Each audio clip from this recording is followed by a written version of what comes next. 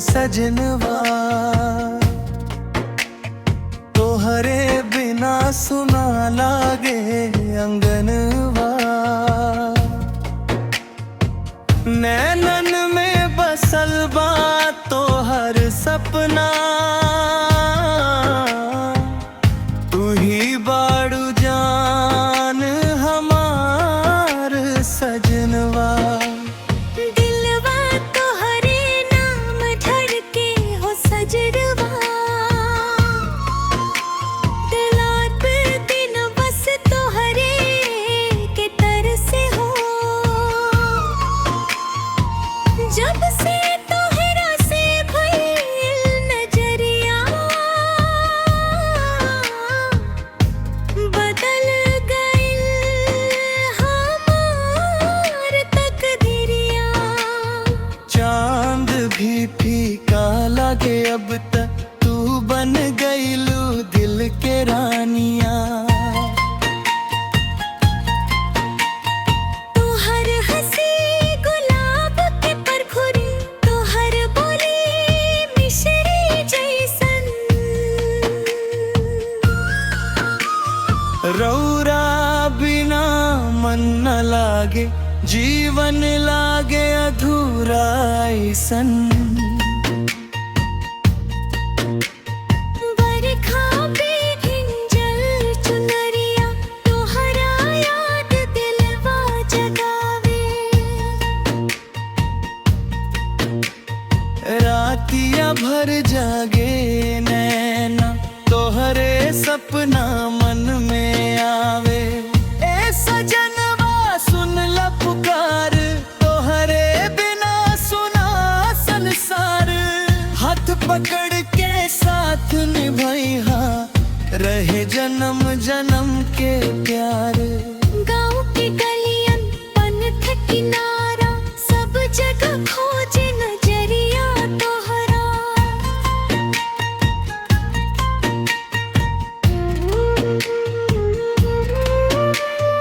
मेला में घूमे के मन करेला, साथे देखी दुनिया सगरिया।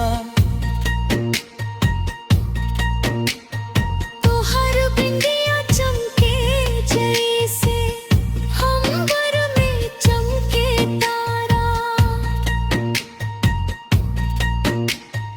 रौरा संग बितावल हर पल लागे दुनिया से प्यारा। सांस सांस में बसल बाड़ू, दिलवा में राज करेलू। तोहर खातिर ये सजनना, हम तो सब कुछ छोड़ देबू।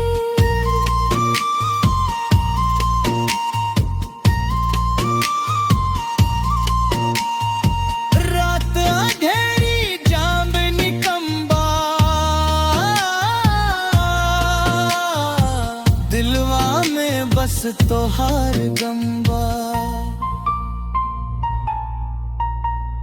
आजा पिया अब लौट के जल्दी, तोहरे बिना सुना मौसम बा। नदिया किनारे बैठ के सजना, तोहरे गीत हम गावेली। आँख से निकले प्यार के आंसू, तोहरे याद में रोवेली। कसम खुदा के दिल बर, तू ही हमर सहारा बाड़ू।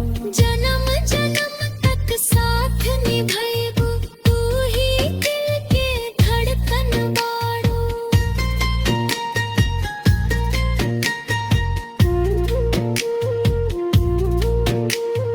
होठवा पे बस तोहार नाम, दिलवा करे बस तोहरे काम।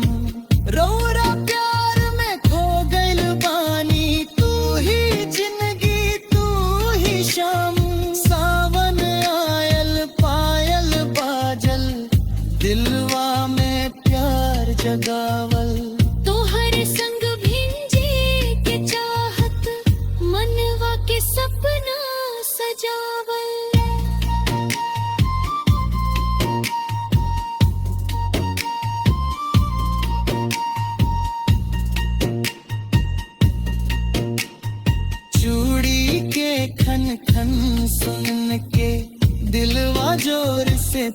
के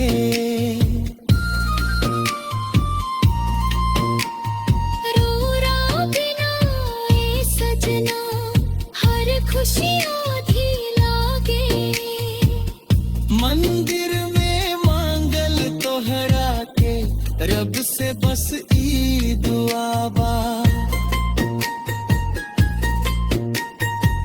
रूरा संग बीते जिंदगी ऐसे दिल खुशहाल बा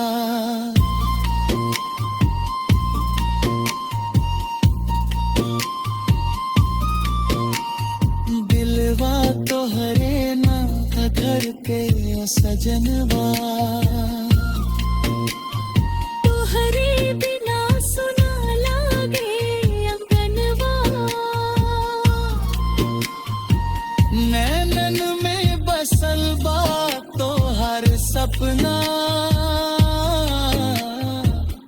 तू ही बाड़ू जान हमार सजनवा दिलवा तोहरे प्यार में खो गई रौरा बिना जीना मुश्किल हो